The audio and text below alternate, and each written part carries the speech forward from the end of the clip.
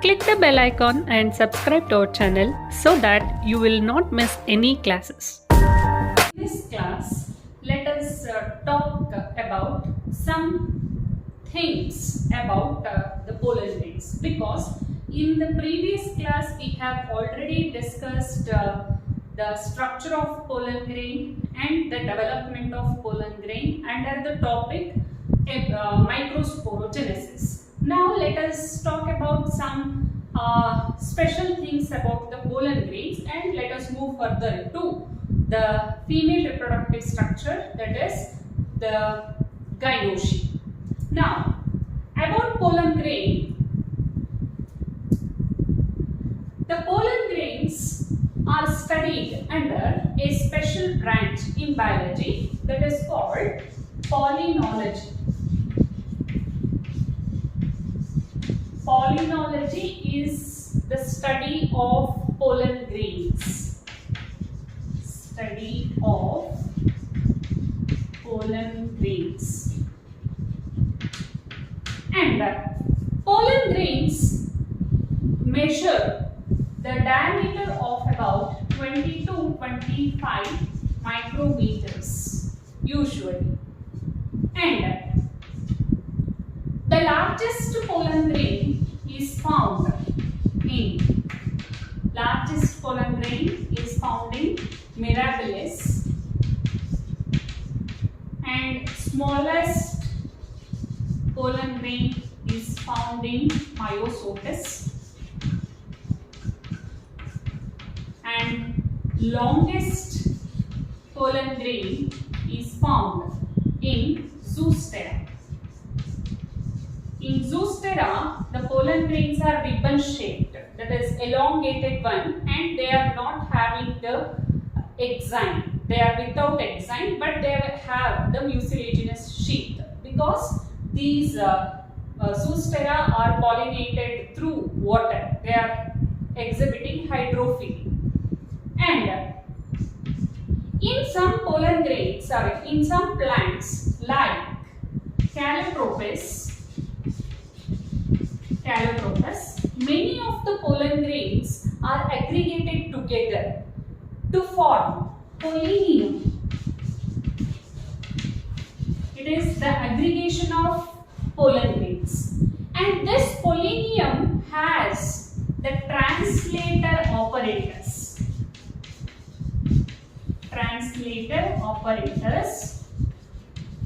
To transfer the pollen grains. You might have seen in films and all, the feathery like structures will bloom. They make it for the decorative purpose. So that moving structures are nothing but the translator apparatus, which is the aggregation of pollen grain. It helps in the transfer of pollen grains from one Calotropis to another Calotropis. And in some gymnospermic plants, like in gymnosperms like Pinus, the pollen grains are produced in large number, and they have wings to them. The pollen grains are winged in case of Pinus, which is a gymnospermic plant. So wherever the gymnosperm Pinus is present, all of the plants will produce pollen grains at a time, and they are transported, or they transfer from one Pinus to another Pinus through air. That means they are wind pollinated. While doing so, many of the pollen grains are transferred together, will form a yellow cloud. Yellow cloud is because of the pollen grains of Pinus, which are winged one, and they are slightly yellow colored. Since all of them are brought together, it will appear like a cloud, which is appearing yellow color. So that is termed as yellow cloud. Okay, so these are the special things we should know about the pollen grain. In addition to this, the pollen grains viability. Viability means for how much time after the release from anther, the pollen grain retain the capacity to germinate. That is called viability. It varies among different plants. For example, in case of plants like rice, maize, wheat, the pollen grains are viable only for 30 minutes. That means after 30 minutes they lose the capacity to germinate. And in some other plant families like Rosaceae, Leguminaceae, Solanaceae families, the pollen grains are viable for about 1 month, that is for about 30 days. You can see the range here. Here the pollen grains are viable for 30 minutes, that is the viability period is too less. Here the viability period is somewhat high, which means all the plants will not have, all the pollen grains will not have same viability period. It will varies from plant to plant. And there is an artificial mechanism or method developed in order to increase the viability of pollen grain, which is having a role in conservation of plants. That is, the pollen grains are stored in a viable condition for many years, and that method of preservation is called cryopreservation. Cryopreservation, where the pollen grains are stored in liquid nitrogen. Pollen grains are stored in liquid nitrogen under -196°C, so that the pollen grains are viable for many years. Whenever the scientists want, they can retrieve it and use it for the pollination purpose. So this is found to be a very interesting and a useful method in conservation of various plants. Not only for this, cryopreservation method is used for storage of gametes, that is animal gametes like sperm, ovum can also be stored by using this method. And one more thing, there is availability of pollen syrups and pollen tablets. They are commercially available because pollen grains of some plants are having high nutritional value. So because of that, they are formed into syrups or tablets, so which is consumed by especially by athletes, and there is a report of there is an increased performance in athletes, those who are using the pollen syrups and tablets. Not only this, pollen grains are having some adverse effect on human health. Some of the pollen grains are allergic, for example, Parthenium. Parthenium pollen grains causes allergic manifestation in human beings. They cause skin rashes or bronchial allergies like sneezing. So acute respiratory disorders can also be, the symptoms can also be developed because of the Parthenium pollen grains. So these are the special things you should remember about the pollen grains, which can be asked in competitive exams. And now we shall start with the female reproductive structures of angiosperms, that is gynoecium. Gynoecium is the female reproductive structure of angiosperm, and it is made up of a single unit called the pistil. Pistils are also called as megasporophylls. And pistil, it consists of ovary. Within ovary there is development of ovule, which is referred as megasporangium. And within ovule there is development of embryo sac. And the embryo sac carries female gamete, that is egg. That's why it is called female gametophyte. Female gametophyte. So now let us take up one by one. The pistil, that is the individual units of gynoecium are called the pistil or carpel, and the number of carpel may vary from plant to plant. Some have single carpel or some have multi-carpellary pistil.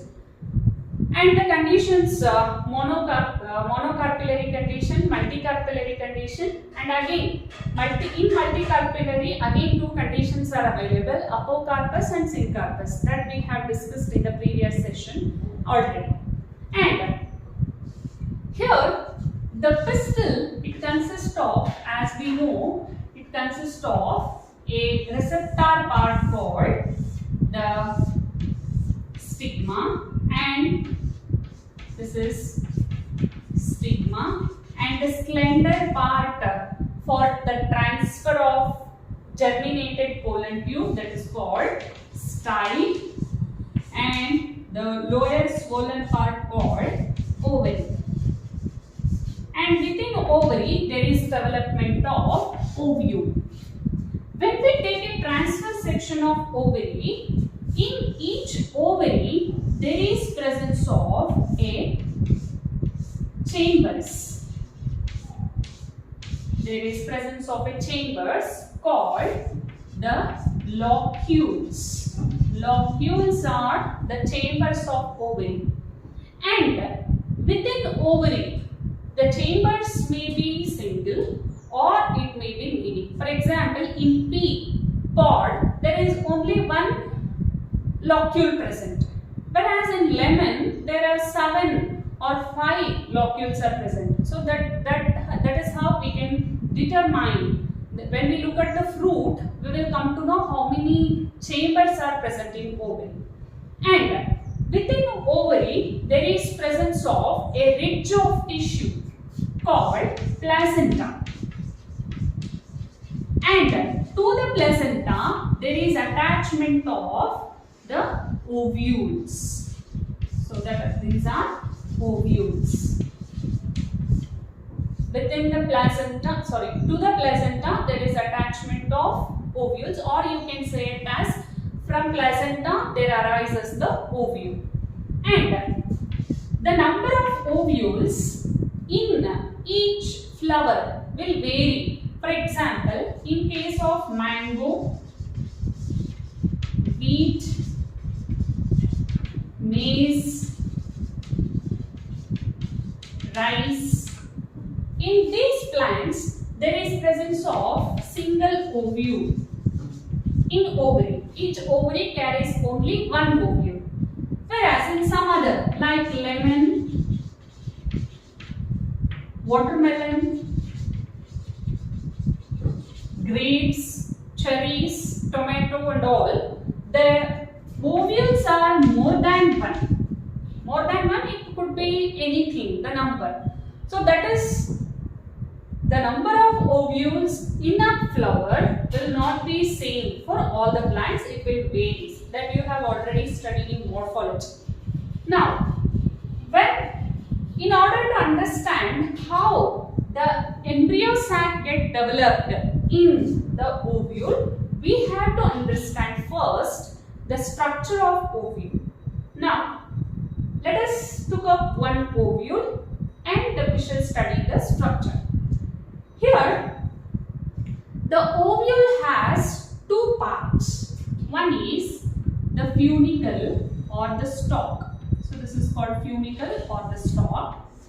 And the other part is the body. So this is the body of ovule. So this is body of the ovule. So this is the outlook. So this is body of the ovule and this is the stalk. The stalk of the ovule attaches to the ridge of tissue called placenta. you can imagine placenta in any angle, because we cannot define only in this angle the placenta is present. Okay, so when we take this ovule, the placenta will be here. When we take this, the placenta will be downwards.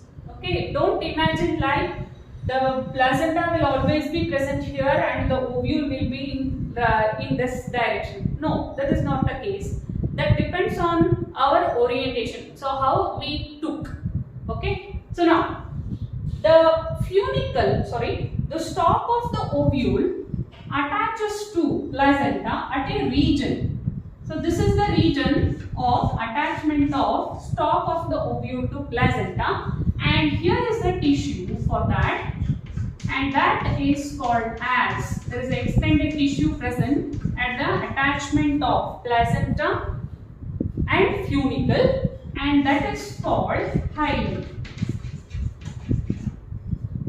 And the stalk of the ovule, or otherwise called funicle, this is funicle. Funicle attaches to the body of the ovule through a region, or at a region called the raphe.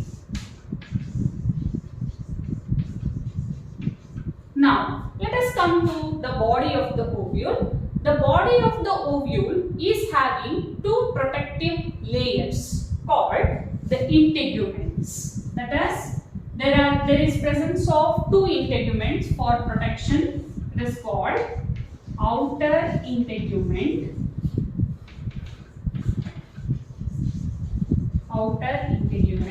and inner integument.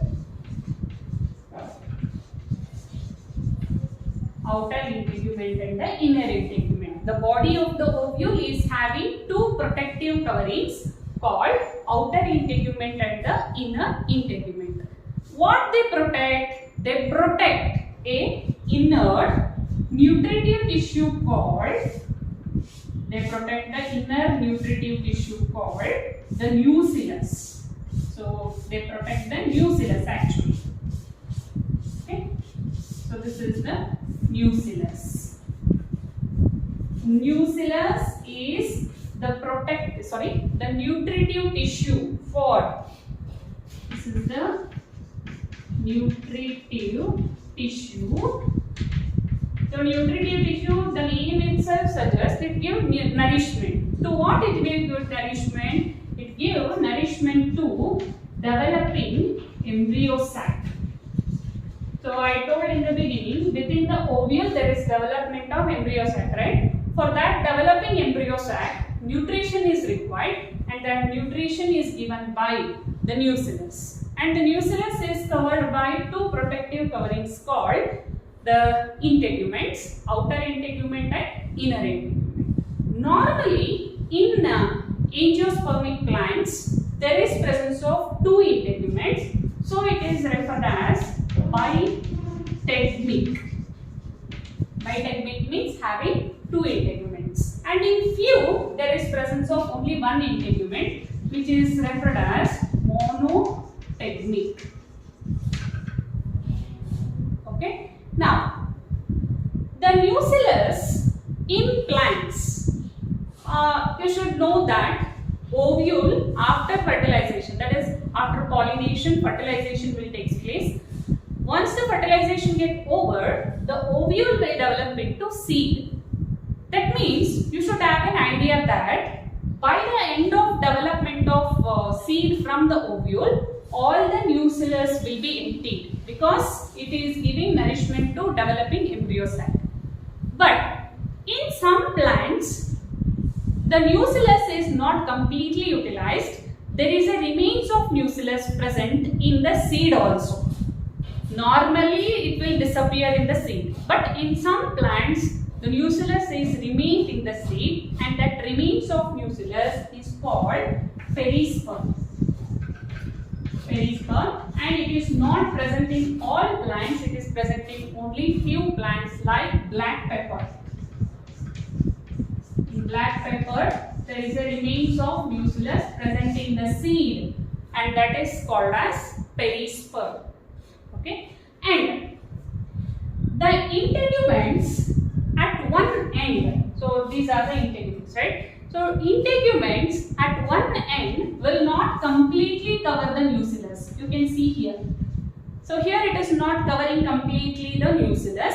There is a remains of some pore here. That is, small hole is left. Okay, and that hole is called the micropyle. So right here. Okay, this small pore is called micropyle. Micropyle. So at which end the micropyle is present, and that end is called micropylar end. So for studying the development of embryo sac, you should know the ends. Okay, so this is micropylar end because here the micropyle is present. And opposite to the micropylar end is the chalazal end. This is chalaza. This is micropyle and this is chalaza. How do you know this is micropyle? At one end of the ovule, there is small place left by the uncovering of nucellus by the integument, and that pore is called micropyle. At which end the micropyle is present is referred as micropylar end, and opposite to the micropylar end is the chalazal end. Okay, and inside the nucellus there present a developing embryo sac. So this is embryo sac. So this is the complete structure of a ovule. One should know the structure of ovule in order to understand the development of embryo sac inside the ovule. Here in this particular ovule, this ovule is called upright, and here the micropyle and funicle are present side by side. They are present adjacent to each other. So in which ovule the funicle and the micropyle are present side by side, such type of ovules are called anatrophous.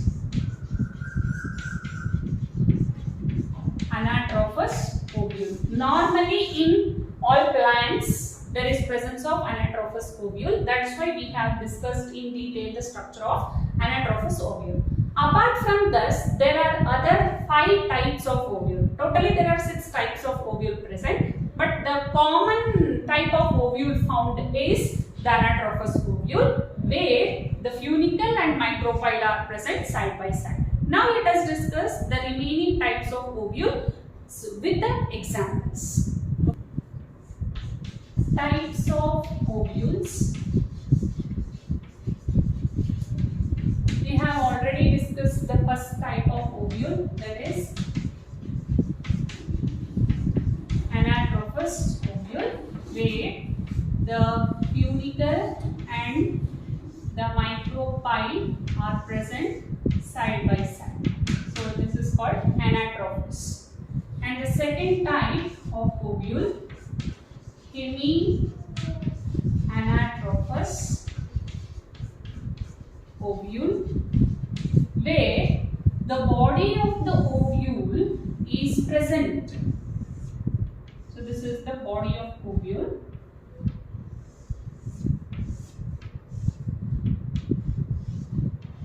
The body of the ovule is present right angle to the funicle. So this is micropyle, this is chalaza, and this is funicle. So this is body of the ovule, and this is present in right angle with the funicle. So such type of ovule is called hemi-anatrophous. Example for this is ranunculus. Ranunculus is the example. And the third type of ovule is orthotrophous ovule. Here in orthotrophous ovule, micropyle, chalaza and funicle are present in a straight line. So it appears like this.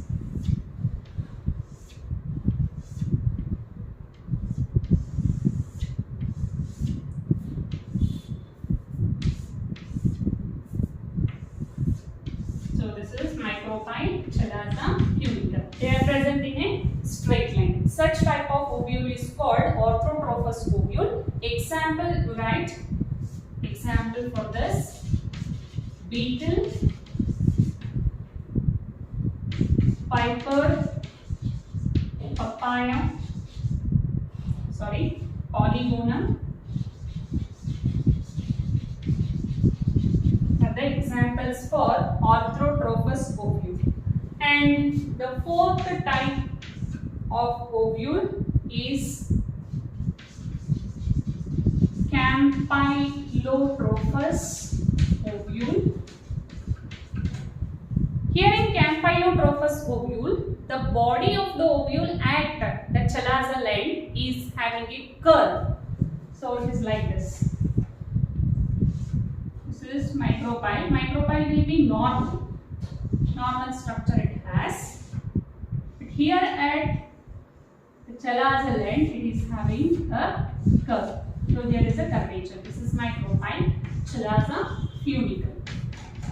So body of the ovule at the chalazal end is curved. Such type of ovule is called campylotrophous ovule. Example for campylotrophous ovule, capsella.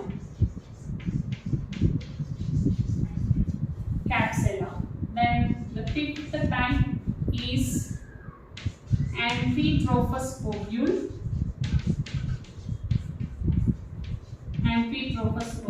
Here in amphitrophous ovule, the ovule is similar to anatrophous ovule. The difference is the embryo sac is curved. So here it is.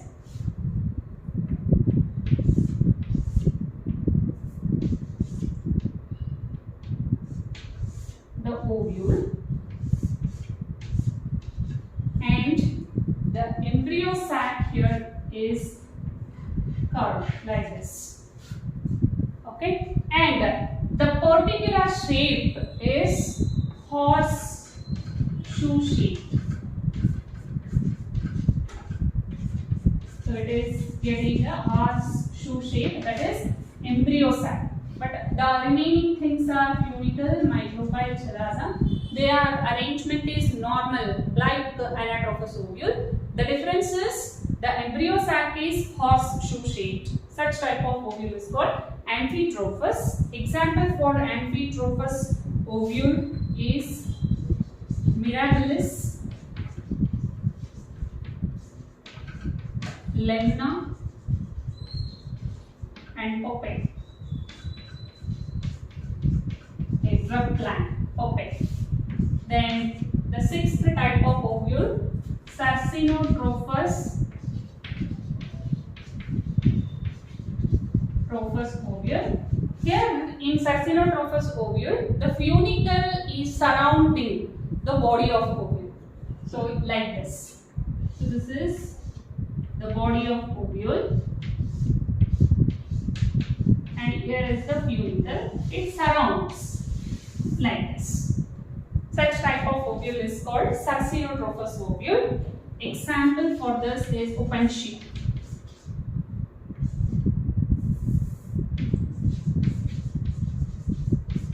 Xerophyte, opuntia. So these are the six different types of ovule. Among them, the common type is the anatrophous ovule.